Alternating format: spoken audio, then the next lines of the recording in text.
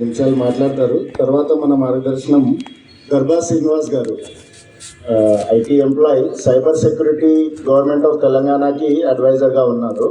ఆయన మన మార్గదర్శనం చేస్తారు.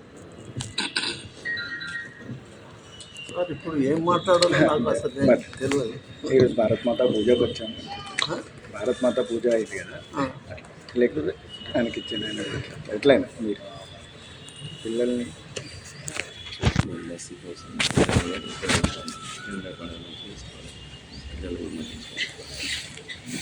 పర్లేదు కూర్చొని సభకు ఇచ్చిన వారందరికీ వందనం. రేపు రిపబ్లిక్ డే ఉన్నది కాబట్టి మనం అందరం కలిసి జెండా వందనము చేసుకోవాలి అని అందరినీ కోరుతున్నాను.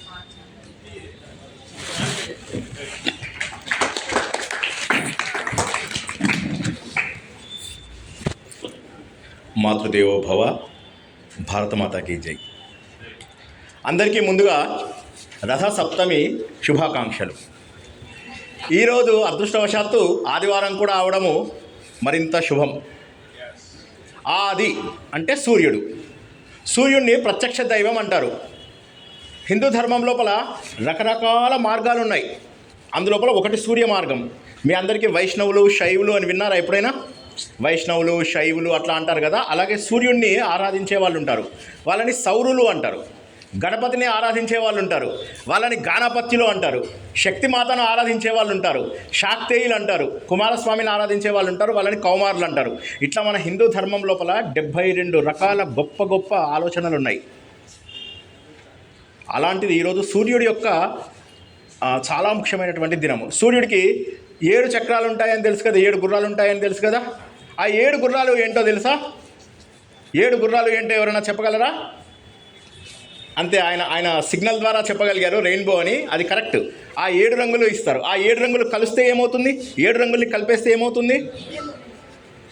రెయిన్బో కరెక్టే. ఏమవుతుంది? తెల్ల రంగు వస్తుంది. తెలుపు స్వచ్ఛతకి మూలం అన్నమాట. సూర్యుడికి రససారథి పేరు తెలుసా?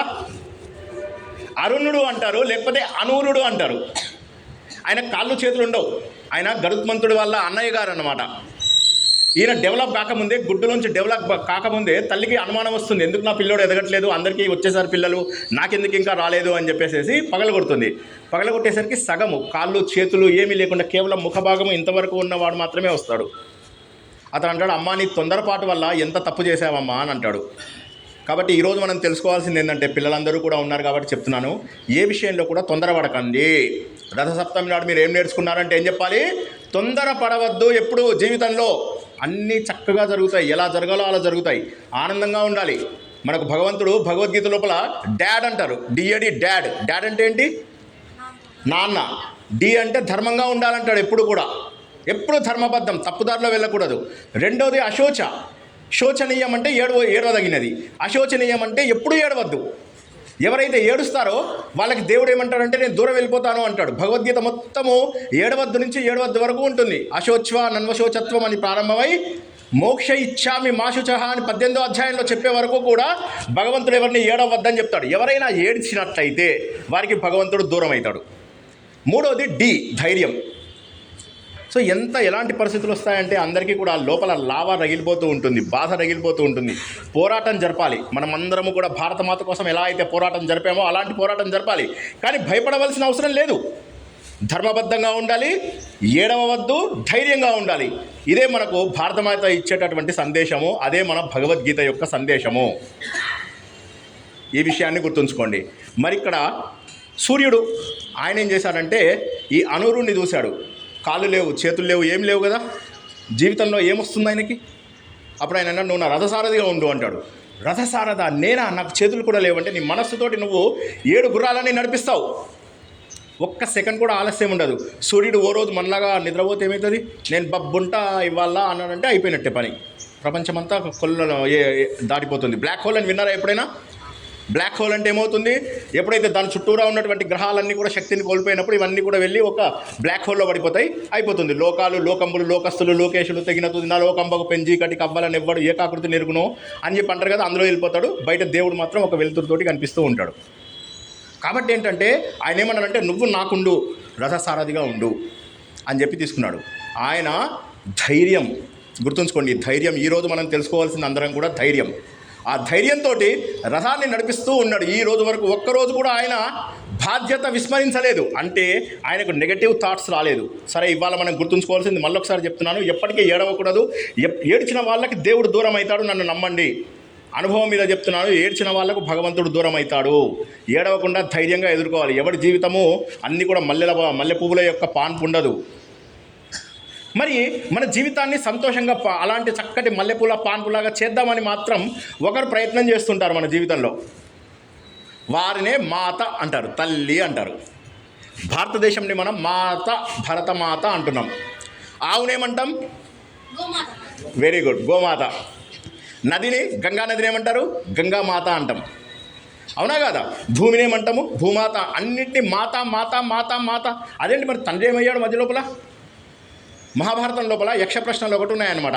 యక్షుడు ధర్మరాజును అడుగుతాడు, అందరికంటే గొప్ప ఎవరు, భూమి కంటే కూడా గొప్ప ఎవరు అంటే తల్లి అంటాడు. అన్నిటికంటే గొప్పది ఆకాశం, ఆకాశం కంటే గొప్ప ఎవరు అంటే తండ్రి అంటాడు. కాబట్టి తల్లి గొప్పనా తండ్రి గొప్పనా అనేటటువంటి ప్రశ్న మనకు రాకూడదు, ఇద్దరు గొప్పనే. కానీ తల్లికి తండ్రికి తేడా ఉంది. జాగ్రత్తగా వినండి, మీ అందరికీ తెలిసిన విషయాలే చెప్తున్నా, ఏం కొత్తది చెప్పను. దీని తర్వాత మనం చక్కటి యాత్రలు చేసుకుంటాం. చాలా సులభంగా 20 నిమిషాల పాటు మీకు ఆనందంగా వెళ్ళేలాగా చేస్తాను. చాలా శ్రద్ధగా వినండి, మాత్రం వినండి. తల్లి దగ్గర కొన్ని లక్షణాలు ప్రత్యేకంగా ఉంటాయి. అవి 7 లక్షణాలు శ్రీకృష్ణుడు భగవద్గీత లోపల చెప్తాడు. SSSV KDM అని గుర్తుంచుకోండి. SSSV KDM. శృతిదేవి మన చెవులకు, స్మృతిదేవి మన బుద్ధికి, శ్రీదేవి మన సంపదకు. SSSV, వి అంటే వాక్కుకి. KDM విన్నాం కదా, బంగారం KDM. చిన్నపిల్లలకైనా తెలుసుంటుంది, ఆడపిల్లలకైతే తెలుసుంటుంది. KDM క్షమ, క్షమించే గుణం. D ధృతి, ధైర్యం. మా పాప పేరు ధృతి.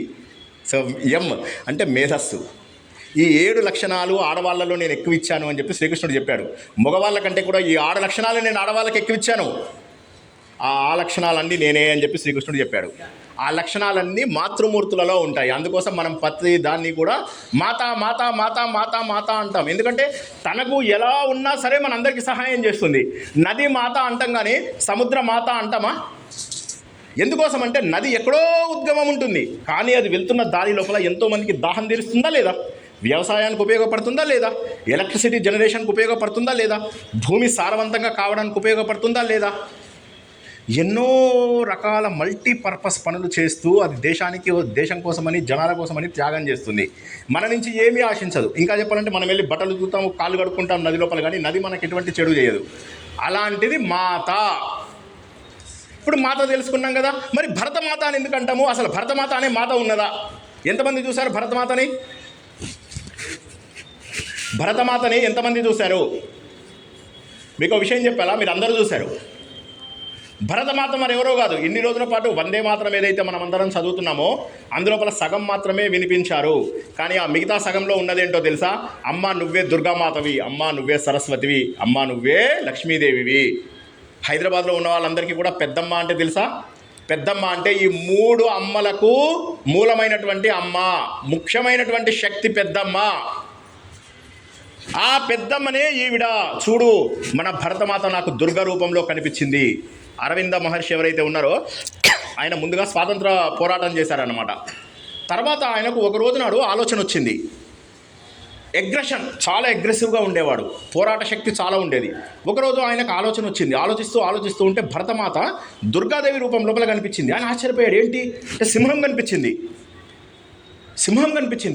ఇదేంటి సింహం, పులి, సింహము ఏమిటి ఇవన్నీ? ఆయనకు అర్థం కాలేదు. తీరా చూస్తే త్రిశూలం కనిపించింది.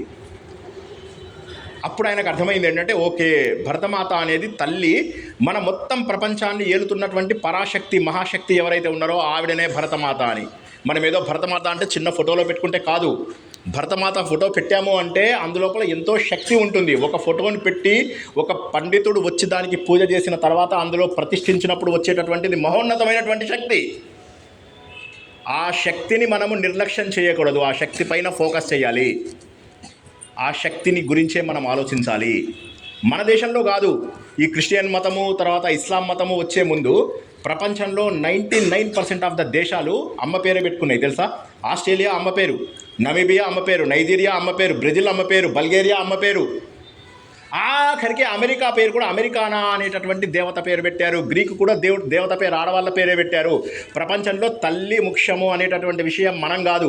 ఈ మతాలు వచ్చే వరకు ఈ మతాలు వచ్చే వరకు కూడా ప్రపంచవ్యాప్తంగా ఉన్నదంతా కూడా అన్నీ కూడా మదర్ ల్యాండ్స్. ఇప్పుడు ఏమైందంటే క్రిస్టియానిటీ తర్వాత ఇస్లాం మతం వచ్చిన తర్వాత ఫాదర్ ల్యాండ్స్గా మారిపోయినాయి. అవి అన్నీ కూడా మదర్ ల్యాండ్సే, మాతృభూములు. మరి మన దేశానికి భారతదేశం అని ఎందుకు పేరు వచ్చిందో తెలుసా? చాలా కారణాలు ఉన్నాయి. ఎవరైనా ఒక కారణం చెప్తే చాలా సంతోషపడతా. ఒక్క కారణం, పిల్లలు ఇంతమంది ఉన్నారు కదా, మన దేశం పేరు భారతదేశమేనా? మన దేశం పేరేంటి?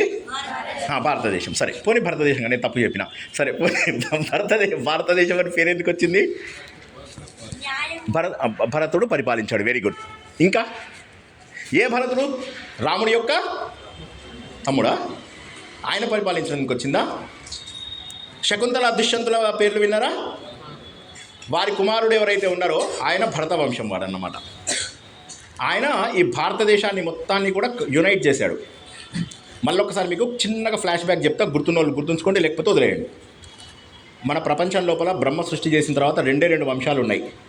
ఎన్నున్నాయి? ఒకటి సూర్యవంశం, ఇంకోటి చంద్రవంశం. ఎన్ని? చంద్రవంశపు రాజులు రీసెంట్గా వచ్చినటువంటి చాలా వరకు మనకు మహాభారతం వరకు కూడా వాళ్ళు వచ్చిన వాళ్ళు చంద్రవంశం రాజులే. ఆ చంద్రవంశంలో వచ్చినటువంటి ఆయన పేరేంటంటే భరతుడు, శకుంతల దుష్యంతుని యొక్క కుమారుడు. సింహం మీద పులి మీద ఎక్కి తిరుగుతుండేవాడు. దేశం మొత్తాన్ని కూడా ఏకఛత్రాధిపత్యం కిందకి తీసుకొచ్చాడు ఆయన. మహానుభావుడైనటువంటి రాజు. ఎందుకంటే విశ్వామిత్రుని యొక్క కూతురు యొక్క కొడుకు ఆయన. కాబట్టి విశ్వామిత్రుడు అంటే ఏంది? విశ్వమునకు మిత్రుడు. అటువంటి మహానుభావుడి యొక్క మనవడు కాబట్టి ఆయనకు విపరీతమైనంత జ్ఞానం. ఆయన పరిపాలించాడు కాబట్టి మనకు భారతదేశం అని పేరు వచ్చింది. ఇంకొక మీనింగ్ చెప్దాం. భా అనే పదం విన్నారా ఎవరైనా? భారతము, భాస్కరము, ఇవన్నీ భాసిల్లడము విన్నారా ఎప్పుడైనా? భా భా భా అని అన్నాను మూడిట్లలో. భా అంటే ఏంటంటే వెలుతురు, జ్ఞానము. రా అంటే రమించడము, తా అంటే తరించడము. భాసిల్లుతూ రమించుతూ తరించేవారే హిందువులు. ఈ గడ్డ మీద పుట్టిన ప్రతి ఒక్కడు కూడా హిందువే. హిందూ మహాసముద్రం నుంచి మొదలెట్టి పైన ఉన్నటువంటి హిమాలయం వరకు ఉన్నటువంటి మొత్తం ప్రాంతం హిందూనే. హిందూ అంటే ఒక మతం కాదు. ఇక్కడ ఈ జాగ్రఫీలో పుట్టిన వాళ్ళందరూ కూడా హిందువులే. వీళ్ళందరూ కూడా జ్ఞానంతోనే వెలుగుతారు. మనం వేరే వాళ్ళ దగ్గరికి వెళ్తున్నాం జ్ఞానం కోసం, కానీ కాదు. మనం జ్ఞానవంతులం ఒరిజినల్గా. మనకు పొద్దున లేవగానే ప్రత్యక్ష దైవం సూర్యుడు అనుకున్నాం. ఆయన మనకు జ్ఞానం ఇస్తాడు. ఇందులో గాయత్రి మంత్రం అని ఎవరన్నా విన్నారా? ఆ గాయత్రి మంత్రం ఏం చెప్తుందో తెలుసా? ఓ సూర్యదేవ, నీలో ఉన్నటువంటి ఆ పరబ్రహ్మ నాలో ఉన్న అజ్ఞానాన్ని పోగొట్టాలి. చాలామంది ఏమనుకుంటారు, నేను ఈ దేవుడికి పూజిస్తున్నా. అది ఏం లేదు. దేవుడిని మనం ఏమని ప్రార్థిస్తాం తెలుసా? నాలో ఉన్న అజ్ఞానం పోగొట్టు దేవుడా, నాకు వెలుతురు నింపు దేవుడా. ఆ వెలుతురు నిండడానికి భారతదేశం కంటే కూడా గొప్ప దేశం ఇంకోటి లేదు. ఒకసారి వివేకానందుడు మన దగ్గర సరే ఎలాగో చాలా ఇంకా అప్పటికి పాపులర్ అవ్వలేదు, కొద్దిమందికే తెలుసు. ఆయన షికాగోకి వెళ్ళారు. అక్కడ చాలా పాపులర్ అయిన తర్వాత షికాగోలో ఉన్నారు. అమెరికా మొత్తం తిరిగారు ఆయన. అక్కడ ఉన్నటువంటి క్రిస్టియన్ మతం అప్పటికి కొద్దిగా మారింది. మరి వాళ్ళు కూడా ఆయన మతము, ఆయన ఆలోచనలకి చాలా ప్రభావితమయ్యారు. వాళ్ళందరూ యూరోప్కి కూడా తీసుకెళ్లారు ఆయనని. యూరోప్ వెళ్ళాడు. యుఎస్, నార్త్ అమెరికాలో చాలా ప్లేసెస్ తిరిగి ఆయన భారతదేశం వస్తే ఫస్ట్ వీళ్ళందరూ ఆయనను ఎదుర్కోవడానికి కొందరు వేల మంది ఉన్నారు ఇక్కడ. ఆయన ఏం చేశారంటే, ఇదంతా నాకు అవసరం లేదని ఫస్ట్ నేల మీద పడి దొర్లాడు. చిన్నపిల్లలు దొర్లుతాం కదా, శ్రీకృష్ణుడు కనుక మన్ను తిన్నట్టుగా ఈయన వెళ్ళిపోయి మన్ను లోపల దొర్లాడు. ఎందుకు అంటే, ఇటువంటిది నాకు ఇంకా దొరకదు, ఇటువంటి భూమి ప్రపంచంలోనే ఎక్కడ లేదు. అన్నిటికంటే కూడా ఒక్క విషయం మీకు ఆశ్చర్యకరమైనది చెప్తా. ప్రపంచంలో ఎక్కువ జనాభా ఉన్న దేశం ఏదైనా ఒక్క పేరు చెప్పండి. భారతదేశం నెంబర్ 1. నెంబర్ 2 ఏంటి? చైనా. ఎందుకు ఈ 2 చోట్లనే జనాభా ఎక్కువ ఉన్నారంటారు? ఇది దేవభూమి, దేవుడు చూజ్ చేసుకున్న భూమి. భరతవర్షే భరతఖండే జంబుద్వీపే మేరో దక్షిణ దిగ్భాగే. మేరు పర్వతానికి సౌత్ వైపు ఉన్నటువంటి మన భారతదేశం ఏదైతే ఉన్నదో, భరత వర్షము, కింపురుష వర్షము, ఇలావర్త వర్షము, భద్రాద్రి వర్షము, రమ్యక వర్షము, ఇవన్నీ కూడా మనకి ఇలా కింద ఉంటాయి, మేరు పర్వతానికి కింద. ఇక్కడ ఉన్నటువంటి ప్రతి ఒక్కడూ కూడా ఆనందంగా ఉండాలని దేవుడు ఏం చేశాడంటే, ఈ ప్రాంతంని మీరు సుమారుగా మన కలకత్తా ఉంది కదా, కలకత్తా నుంచి ఇట్లా ఒక సర్కిల్ గీయండి, ఇట్లా గుండ్రగా తీయండి. ఒక 3000 కిలోమీటర్ల లోపల ప్రపంచంలో ఉన్న జనాభా అంతా అక్కడే ఉంటుంది, ఇక వేరే చోట లేదు. ఇంకెక్కడ లేరు జనాభా, ఉన్నదంతా ఇక్కడనే. మిగతావన్నీ ఆర్టిఫిషియల్గా డెవలప్ అయినవి అవి. అక్కడ పిల్లలు పుట్టరు, పంటలు పండవు, మంచు, జనాలు ఉండడానికి సరైన యోగ్యత లేదు, ఆర్టిఫిషియల్గా డెవలప్ అయినాయి అవి. కానీ దేవుడు తన కోసం సృష్టించుకున్న ప్లేస్ ఇదొక్కటే. ఇప్పుడు అర్థం చేసుకోండి మనం ఎంత అదృష్టవంతులం అనేది. సత్యం తెలుసుకోవాల్సిన ప్రతి ఒక్కడూ భారతదేశానికి రావాల్సిందే. ఎందుకంటే మన జీవితంలోనే ఆలయాలు, నదులు, తీర్థయాత్రలు ఎన్నున్నాయి. 12 జ్యోతిర్లింగాలు అని విన్నారా ఎవరైనా? సౌరాష్ట్రే సోమనాథంచ శ్రీశైలే మల్లికార్జునం అనుకుంటూ మనం ఏదైతే చదువుతామో 12 జ్యోతిర్లింగాలు ఇండియా మొత్తం ఉన్నాయి. నువ్వు ఈ 12 జ్యోతిర్లింగాలు చూస్తే భారతదేశం మొత్తం చూసేసినట్టే. 18 శక్తిపీఠాలు ఉన్నాయి. ఒకటి శాంకరీదేవి, శారదాదేవి వదిలేస్తే మిగతావన్నీ మన దగ్గరే ఉన్నాయి. ఇది చూస్తే భారతదేశం అంతా చూసినట్టే. 108 దివ్యక్షేత్రాలు విష్ణుమూర్తి ఉన్నాయి. ఇవి చూస్తే మనం అన్నీ చూసినట్టే. పాంచారామాలు మన ఆంధ్రప్రదేశ్లో ఉన్నాయి. పంచభూత శివలింగాలు ఉన్నాయి. పంచభూతాలు అంటే ఏంటంటే ఈ ప్రపంచమంతా కూడా పంచభూతాలతోటే తయారైంది, వేరేది కనిపించదు మీకు. నా మొబైల్ ఫోన్ అయినా, నా చర్మమైనా, ఈ స్పీకర్ అయినా, ఈ మైక్ అయినా, ఈ గోడ అయినా, ఏదైనా కూడా పంచభూతాలతోనే తయారవుతుంది. ఈ పంచభూత లింగాలు మన భారతదేశంలోనే ఉన్నాయి. అరుణాచలం అగ్నిలింగం, చిదంబరం ఆకాశలింగం, కంచి భూమిలింగం, కాళహస్తి ఆకాశలింగం, కాళహస్తి వాయులింగం, తర్వాత మళ్ళీ మనకు జంబుకేశం జలలింగం, అన్నీ మనది. ఇవి చూస్తే చాలు. ఇక మీకు బద్రీ, కేదార్, గంగోత్రి, యమునోత్రి అని చెప్పేసి అక్కడ ఎవరైనా విన్నారా? వీటిని చార్ధామ్ అంటారు. వీటిని ఇవి హిమాలయ యాత్రలు అంటారు. హిమాలయాలు మన దేశానికి ఏంటంటే చాలా గొప్పగా మనకు శత్రువుల నుంచి కాపాడడానికి ఉంటాయి. మనకి ఎల్లలు అంటారు కదా, బౌండరీస్ అని. ఆ బౌండరీస్ లోపల హిమాలయాలు చాలా ముఖ్యం. శత్రువులు మనపైన దండయాత్ర చేయకుండా ఉన్నాయి అవి. ఇటు పక్కన చూసుకున్నట్లయితే కాశ్మీర్ మనకు ఒక కిరీటం లాంటిది. కింద చూసినట్లయితే 3 సముద్రాలు అమ్మవారికి కాళ్ళు కడుగుతున్నాయి. చూడండి అక్కడ పటం లోపల అమ్మవారికి 3 సైడ్స్ కాళ్ళు కడుగుతున్నాయి నీళ్లు. కింద శ్రీలంక ఉంది కదా, అక్కడ ఇప్పుడు ఇందాక నేను గురువుగారు పుష్పం పెట్టామా, ఆ పుష్పం అన్నమాట. సో ఇంత గొప్పది భారతదేశము, మహోన్నతమైనటువంటిది. భారతదేశం చూడగానే మనకు అర్థమవుతుంది ఇది దేవభూమి అని చెప్పేసి. కుంభమేళా విన్నారా అందరూ? కుంభమేళా అమృతము ఆయన తీసుకెళ్తూ ఉంటే 4 చుక్కలు పడ్డాయి 4 చోట్ల. ఆ సమయంలో అక్కడ స్నానాలు చేస్తే అందరికీ చాలా మంచి జరుగుతుంది అని ఒక నమ్మకం. అవి కనుక చూసినట్టయితే భారతదేశం మొత్తం చూసినట్టే. అది చూసినట్లయితే భారతదేశం మొత్తం చూసినట్టే. అంటే ఈ రకంగా మనకు యాత్రలు, తర్వాత నదులు, 12 నదులకు పుష్కరాలు వస్తాయి. పుష్కరం అంటే గురువు గ్రహము, ఈ గ్రహాలన్నీ తిరుగుతూ ఉంటాయి ఇలాగా. మనమందరం కూడా కొన్ని నక్షత్రాలలో, రాశులలో పుడతాం. గ్రహాలు ఇలా తిరుగుతూ ఉంటాయి. తిరుగుతున్నప్పుడు గురువు ఒక్కొక్క రాశిలో వచ్చినప్పుడు ఒక్కొక్క చోట పుష్కరం వస్తుంది. వచ్చినప్పుడు ఏమవుతుందంటే అక్కడ మనకు మహోన్నతమైనటువంటి ఫలితం ఇచ్చే నదులు ఉంటాయి. ఆ నదులన్నీ తిరుగుతాం.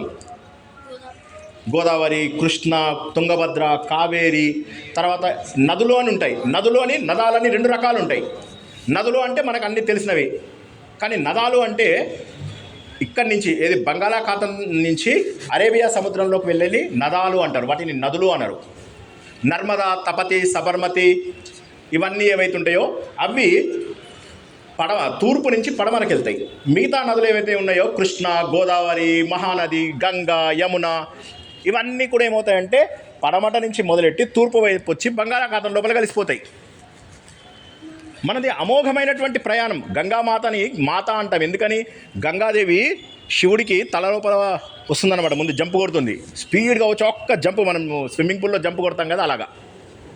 ఎందుకని? భగీరథుడు అడుగుతాడు, అమ్మ మేము మా దేశాన్ని బాగు చేసుకోవాలి అని. మా దగ్గర ఉన్నటువంటి జనాలందరినీ బాగు చేసుకోవాలి, అందరికీ కూడా మోక్షం ఇవ్వాలి అని చెప్పి. అప్పుడు గంగానదిని అక్కడికి తీసుకొస్తే అక్కడ ప్రారంభమైనటువంటి గంగానది అలకానంద అనే నదిలో ప్రారంభమై రకరకాల నదులను కలుపుకుంటుంది. కొద్ది దూరం వెళ్ళిన తర్వాత సరస్వతి నదిని తనలో కలుపుకుంటుంది కేశవప్రయాగలో. ఇంకా కొద్దిగా ముందుకెళ్ళేసరికి సరస్వతి నది దాటిపోయి ఆమెకి ధవల గంగా అనే ఒక నది కలుస్తుంది. దాన్ని విష్ణుప్రయాగ అంటారు. అక్కడి నుంచి ఇంకా కొద్దిగా ముందుకెళ్తాం. అక్కడి నుంచి మందాకిని అనే ఒక నది రూపంలో వస్తుంది. ఆ మందాకిని అనే నది వచ్చినప్పుడు దాన్ని రుద్రప్రయాగ అంటాము. నందాదేవి అని ఎప్పుడైనా విన్నారా మీరు? నందాదేవి అని విన్నారా ఎప్పుడైనా? అదొక శిఖరం. ఆ నందాదేవి శిఖరంలోంచి నీళ్ళు వచ్చింది నందప్రయాగ అని వస్తుంది. పిండర గంగా అని వస్తుంది. అది పిండారా గ్లేషియర్ నుంచి వచ్చింది. దాన్ని కర్ణప్రయాగ అంటారు. అక్కడి నుంచి ఇంకా కొద్దిగా ముందుకెళ్ళిన తర్వాత మనకు భాగీరథి అనేటటువంటి నది వస్తుంది గంగోత్రి నుంచి. అది కలిసినప్పుడు దాన్ని దేవప్రయాగ అంటారు. అక్కడ ప్రారంభమైనటువంటి గంగా నది అలా వెళ్తూ వెళ్తూ వెళ్తూ అలహాబాద్ అంటాం కదా, ప్రయాగ్రాజ్. ఆ ప్రయాగ్రాజ్ లోపల యమునా నదిని కూడా కలుపుకొని యమున పేరు కూడా మార్చుకొని గంగ చేస్తుంది. అక్కడి నుంచి అలా బయలుదేరి కాశీకి వస్తుంది. కాశీ నుంచి చివరికి కలకత్తాకి వెళ్తుంది. అక్కడ గంగాసాగర్లో కలిసిపోతుంది. ఒక పాయ బంగ్లాదేశ్లో వెళ్తుంది. అక్కడ మేఘన, పద్మ అనే నదులుగా మారి చివరికి బంగాళాఖాతంలో కలుస్తుంది. ఎంత పెద్ద ప్రయాణం, ఎంత స్పీడ్ తెలుసా? వెళ్ళాలి, నేను నా గమ్యాన్ని చేరుకోవాలి. నా గమ్యం అనేది తప్పక చేరుకోవాలి. మన అందరిలో కూడా ఉండాల్సింది ఏంటంటే నిద్ర లేవాలి మనం భారతమాత కోసము. ఇటువంటి మహోన్నతమైనటువంటి భారతమాత మనని కనడమే కాదు, మనం చనిపోవడం కూడా ఈ భూమిలోనే జరుగుతుంది. మనల్ని పోషించాలంటే ఏం కావాలి? మనకు సారవంతమైన భూమి కావాలి, విటమిన్స్ అండ్ మినరల్స్ కావాలి. అవన్నీ కూడా మనకి ఈ భూమి అందిస్తుంది. కాబట్టి ఎక్కడికి వెళ్ళినా సరే, ఏ దేశమేగినా ఎందు కాలిడినా అంటాం కదా. ఎక్కడికి వెళ్ళినా కూడా పొగడరా నీ తల్లి భూమి భారతిని, నిలుపరా నీ జాతి నిండు గౌరవము. ఎక్కడికి వెళ్ళినా సరే నీ తల్లిని మర్చిపోవద్దు. రావణాసురుణ్ణి రాముడు సంహరించేశాడు, అందరికీ తెలుసు కదా. ఎవరు సంహరించారు? ఇప్పుడు ఆ రాజ్యం రాముడిదే కదా. ఆయన ఏం చేస్తాడంటే లక్ష్మణుడికి కొద్దిగా చూస్తే ఆశ్చర్యం వేస్తుంది. ఎందుకంటే లంకా నగరం ఏమో చాలా బంగారము అవి అసలు అక్కడ లేని సంపద లేదు.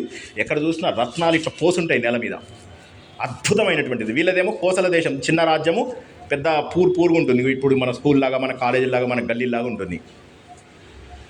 లక్ష్మణుడికి కొద్దిగా అనిపిస్తుంది ఇక్కడి నుంచి ఏమైనా తీసుకెళ్దామా అని. అప్పుడు శ్రీరాముడు చెప్తాడు, ఆయన లక్ష్మణుడి భావాన్ని గుర్తిస్తాడు. అపి స్వర్ణమయం లంక నమే రోచతి లక్ష్మణ, జననీ జన్మభూమిశ్చ స్వర్గాదపి గరీయసి. ఈ లంక బంగారంతో తయారు చేసినటువంటి మాట నిజమే, అద్భుతంగా ఉన్న మాట నిజమే, కానీ నాకు ఆశ కలగడం లేదు. నమే రోచతి అంటే ఇష్టం అనిపించడం, నాకు ఇష్టం అనిపించడం లేదు. ఎందుకో తెలుసా? జననీ జన్మభూమిశ్చ స్వర్గాదిపి గరీయసి. స్వర్గము కంటే కూడా గొప్పమైనది ఏంటో తెలుసా? నీ జనని, నీ జన్మభూమి. ఈ ప్రపంచంలో ఎవరు కూడా తల్లినేమన్నంటే ఊరుకోరు. చిన్న పిల్లోడు ఎవడో ఉంటాడు, వాడి తల్లి చూసుకుంటూ ఉంటుంది, వాళ్ళకి ఎక్కువ సంపద లేదు. అక్కడి నుంచి ఎవరో కార్ లోపల ఒక రిచ్ పర్సన్ వెళ్తూ ఉంటుంది. ఆవిడ దాదా నేను మంచిగా నిన్ను బాగా చూసుకుంటానంటే వెళ్తాడు, వాడు వెళ్ళడు. తల్లి ప్రేమనే కావాలనుకుంటాడు. కాబట్టి తల్లి ప్రేమ తర్వాతనే అలా మనకి ఇంకా ఏదైనా కూడా. అటువంటిది ఈ భరతమాత అనేక మంది ముద్దు బిడ్డలను ఇచ్చింది. ఇక్కడ మనకు ప్రపంచంలో ఉన్నటువంటి అన్ని గొప్ప విషయాలు ఇక్కడ కనుక్కునేది. జీరో కనుక్కోవడం అనేది మాటల విషయం కాదు. మనకు కంప్యూటర్ లోపల 1 and 0 అంటారు, బైనరీ సిస్టమ్. అది ఉన్నది మనకు సంస్కృతంలో. జీరో లేకముందు ప్రపంచమే లేదు. వాళ్ళు ఎంతసేపు కూడా ఏమనుకునే వాళ్ళు తెలుసా? భూమి ఉంది, భూమి చుట్టూ సూర్యుడు తిరుగుతారు అని చెప్పి అనుకునేవాళ్ళు. మనకి ఎప్పుడో తెలుసు భూమి గుండ్రగా ఉంటుందని, మనకి ఎప్పుడో తెలుసు భూమి సూర్యుడు చుట్టూ తిరుగుతుందని. కానీ వాళ్ళు ఇంకా కనుక్కుంటూ ఉన్నారు. ఆర్యభట్ట వచ్చి చెప్పేదాకా వాళ్ళు ఇంకా ఒప్పుకోలే. వాళ్ళ మతంలో ఏంటంటే చర్చ్ చెప్పినట్టుగా వినకపోతే చంపేసేవాళ్ళు. గెలీలియో, కోపర్నికస్ వీళ్ళందరూ చాలా భయపడ్డారు. విన్నారా? ఈ పేర్లు విన్నారా? గెలీలియో టెలిస్కోప్ పెట్టి చూసి కనిపెట్టి బాగుందని చెప్పి తెలుసుకున్న తర్వాత కూడా చర్చ్ వాళ్ళంటే భయపడి నోరు మూసుకున్నాడు.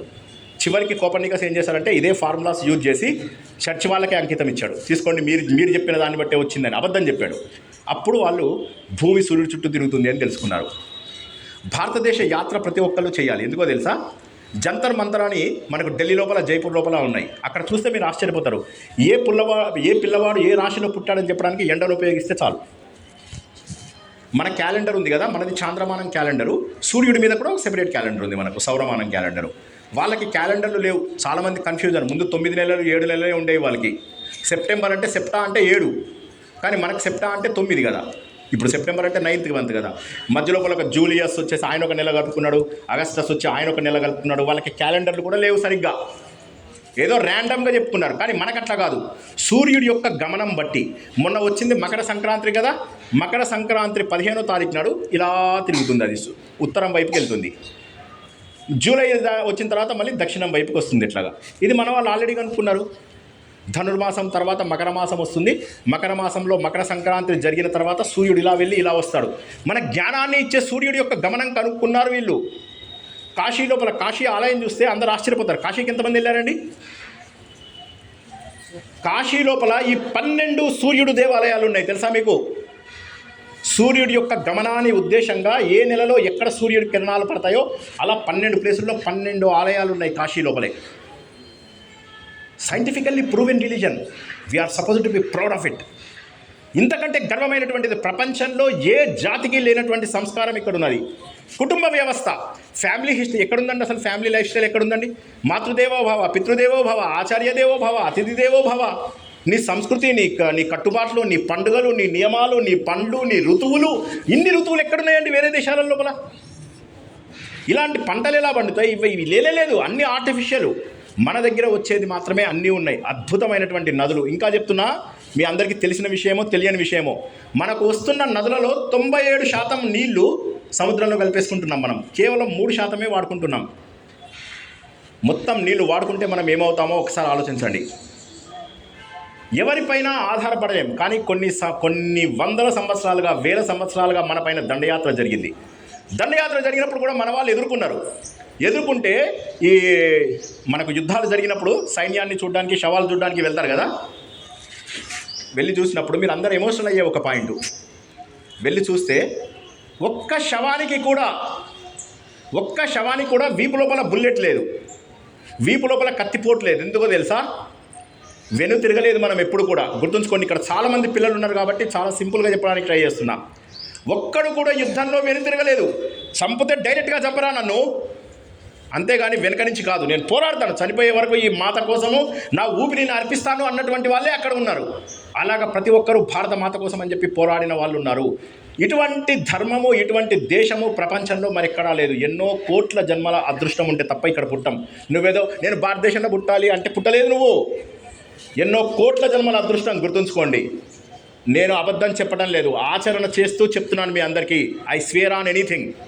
భారతదేశం కంటే గొప్ప దేశము, హిందూ ధర్మం కంటే గొప్ప ధర్మము ఇంకా లేదు. అడ్వాన్స్డ్ రిలీజన్ మనదేంది? సైన్స్, ఆర్ట్స్, ఫిలాసఫీ అన్నీ కలుపుకున్నటువంటి ధర్మం. దాన్ని ఇచ్చినటువంటి అమ్మవారు. అక్కడ మనకు భారతమాత అంటే కేవలం ఒక పటం వేసి దండం పెట్టడం కాదు, ఆవిడని మనము ప్రతి చోట కూడా పూజించుకుంటాము. అమ్మవారి రూపం లోపల పూజించుకుంటాము, దుర్గాదేవి రూపం లోపల పూజిస్తావు. అమ్మ నువ్వు పూర్తిగా దుర్గాదేవివే అన్నాడు అరవిందుడు. అమ్మ నువ్వు ఖచ్చితంగా అందరూ మాతలదే, దుర్గా, సరస్వతి అన్నీ నువ్వే. నీ చేతిలో త్రిశూలము శివుడు, నువ్వు శివశక్తి యొక్క రూపము. మా భారతదేశం మొత్తము కూడా ఏం జరిగినా, ప్రపంచమంతా ఏం జరిగినా కూడా శివుడు ఆ త్రిశూలం పైన మన దేశాన్ని నిలబెట్టి మనల్ని కాపాడతారు. కల్కి సినిమా చూసారు అందరూ? ప్రభాస్ది ఒక సినిమా వచ్చింది. ఆ సినిమా లోపల వారణాసి తప్ప మిగతా మొత్తం ప్రపంచమంతా నాశనం అయిపోతుంది. ఎందుకంటారు? ఎందుకంటే వారణాసి ఒక్కటే ప్రపంచం లోపల, వారణాసి అంటే మన భారతదేశం ఒక్కటి మాత్రమే ప్రపంచంలో కాపాడగలిగేది. దేవుడు తన సొంత ప్రదేశాన్ని నాశనం చేసుకోడు. మరి ఇటువంటి దేశంలో ఉన్నప్పుడు మరి మన బాధ్యత ఏంటి? ఇప్పుడు దేశం యొక్క గొప్పతనం తెలుసుకున్నాం, దేశం లోపల తీర్థయాత్రలు తెలుసుకున్నాం, దేశం లోపల నదులను తెలుసుకున్నాం, దేశం లోపల నదాలను తెలుసుకున్నాం, దేశం యొక్క ఔన్నత్యం తెలుసుకున్న తర్వాత మనం కూడా ఏమిటో తెలుసుకోవాలి కదా. ఇక్కడ ఉన్నటువంటి వాళ్ళు తెలివైన వాళ్ళు కాదని ఎవరు అనలేరు. నేను చాలా ఏళ్ల పాటు విదేశాలలో పనిచేసి వచ్చాను. ఎక్కడ చూసినా కూడా ఒక యావరేజ్ ఇండియన్ తెలివితేటలు వేరే వాళ్ళకు ఉండవు. ఉన్నమాట చెప్తున్నాను, నేను ఏం గొప్ప చెప్పుకుంటలేను మన దేశం వాళ్ళది. నేను ప్రామిస్ చెప్తున్నా, నిజం చెప్తున్నా. ఇంత తెలివైన వాళ్ళు వేరే వాడి కాళ్ళు పట్టుకోవడం ఏంటి? ధైర్యంగా నిలబడతాం. నువ్వు ఎన్ని సుంకాలన్నా విధించు, ఏమన్నా విధించు, నువ్వు తగ్గి రావాల్సిందే మా దేశంకి. మేము తగ్గేది లేదు. మా తెలివితేటలు అలాంటివి. పుట్టడం అనే శక్తి ఏదైతే ఉంటుందో, జీవులను సృష్టించే శక్తి ఇక్కడ మాత్రమే ఉన్నది. ఆ శక్తి ద్వారా మనము సంతానాన్ని పెంచుకోవడమే కాకుండా తెలివితేటలని అన్ని దేశాలకు మనము సరఫరా చేస్తున్నాము. మరి మనం ఏం చేయాలి? ముందుగా స్వదేశీ. మనము మన దగ్గర ఉన్న వస్తువులను కనుక ఉపయోగించుకున్నట్లయితే ఇక్కడ లోకల్ వాళ్ళకు ఉపయోగపడుతుంది. సామరస్యత, దీన్ని సమరసత అని కూడా అంటారు. తెలుగు లోపల సామరస్యత అంటారు. సామరస్యత అంటే ఫస్ట్ పోవాల్సింది కులాలు. కుల వ్యవస్థ అసలు లేనే లేదు. కర్మగాలి బ్రిటిష్ వాడు తీసుకురాకపోతే మనకు కులాలే లేవు. ఉన్నది వర్ణం. వర్ణం అంటే ఎవరైనా ఉండొచ్చు. బ్రాహ్మణ, క్షత్రియ, వైశ్య, శూద్ర అంటే కశ్యపుడికి 4 భార్యలు, 4కి పుట్టిన పిల్లలలో ఒకడు బ్రాహ్మణుడు అవుతాడు, ఒకడు క్షత్రియుడు అవుతాడు, ఒకడు శూద్రుడు అవుతాడు, ఒకడు వైశ్యుడు అవుతాడు. అదేవిధంగా ఒకే వ్యక్తి 4ని పెళ్లి చేసుకోవచ్చు. ఒకే వ్యక్తి, ఇప్పుడు నేను పొద్దున్న లేచి వేదం చదువుకున్నప్పుడు నేను బ్రాహ్మణుణ్ణి. ఇంట్లో మా వైఫ్ వెళ్ళి కూరగాయలు తీసుకురమ్మంటుంది, నేను అప్పుడు వైశ్యుణ్ణి. ఆఫీస్కి వెళ్ళి పనిచేసి వస్తాను, వైశ్యుణ్ణి. మా కుటుంబం మీదకి ఏదైనా వస్తుంది, ఎదుర్కొంటాను ధైర్యంగా. ఆర్ఎస్ఎస్లో కర్ర పట్టుకొని తిప్పుతాను గట్టిగా, 10 మందిని కొడతాను, అప్పుడు నేను క్షత్రియుణ్ణి. ఇల్లంతా తుడుస్తాను, మా వైఫ్ తుడు అన్నది అనుకో, భయపడిపోయి తుడిచేస్తా. అయినా కూడా అప్పుడు నేను శూద్రుడను. కాబట్టి ఒకే మనిషిలో 4 వర్ణాలు ఉన్నాయి. గుర్తుంచుకోండి, వర్ణాలు వేరు కాదు. చాతుర్వర్ణం మయా సృష్టి గుణ కర్మ విభాగషు. 4 వర్ణాలు నేను పుట్టించాను. మీరు చేసేటటువంటి గుణముల వల్ల, మీ లోపల ఉన్నటువంటి క్వాలిటీస్ వల్ల, మీ కర్మల వల్ల, మీరు చేసే పనుల వల్ల, అంతేగాని కులాలు ఇవి లేవు. కాబట్టి కులం అనేటటువంటి భావన ఇంట్లో దాటి తీసుకురాకూడదు. ఇది రెండోది. మూడవది ఏంటి? పర్యావరణం. ఎక్కడ పడితే అక్కడ చెత్త పడేయడం, టీ తాగేయడం, అట్లా పడేయడం. ఎవరు తీస్తారా కప్పులు? పర్యావరణ బాధ్యత లేదా? పర్యావరణం చూసుకోవాలి. మనము సరైనటువంటి పర్యావరణం రక్షణ మనం చేసుకోవాలి. నాలుగవది ఏంటి? మనము ఎంతసేపు కూడా రూల్స్ అండ్ రెగ్యులేషన్స్ ఫాలో అవ్వము. Government rules and government regulations అవన్నీ కూడా చక్కగా నియమాలన్నీ పాటించాలి. మీకు నచ్చినా నచ్చకపోయినా ఒక రాజ్యాంగం ఉంది మనకు, దాన్ని పాటించాలి. చివరిగా ఐదవది, అన్నిటికంటే ముఖ్యమైనది, కుటుంబ విలువలు. ఇంట్లోపల ఫ్యామిలీ వాల్యూస్ లేకపోతే మాత్రము మన భారతదేశం సంస్కృతి నాశనం అయిపోయినట్టే లెక్క. ఈ రోజు కూడా ఫ్యామిలీ వాల్యూస్ ఉండడం వల్ల ఒకళ్ళ ఇంటికి వెళ్తే రండి అంకుల్, కూర్చోండి అంకుల్, ఇప్పుడు ఏమవుతుంది? తలుపు తీసి నాన్న లేడు, అమ్మ లేదు అని చెప్పేసి పంపించేస్తున్నారు. అదే మన సంస్కృతి.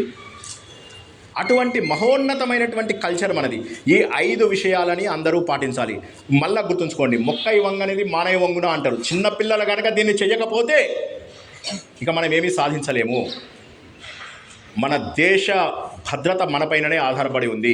మన దేశం పైన ఎన్ని దండయాత్రలు వచ్చినా ఏమొచ్చినా కూడా మనం మన దేశాన్ని ఎలా కాపాడుకున్నాం, అదేవిధంగా ప్రతి ఒక్కరిలో కూడా దేశభక్తి రావాలి. దేశభక్తి అంటే ఏదో 26 జనవరి 15 ఇది కాదు.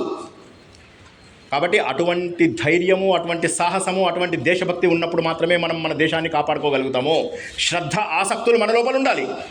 श्रद्धामय विश्वास जगाकर सामाजिक सद्भाव जगाए, अपनी प्रेम परिश्रम के बल भारत में नव सूर्य उगाए.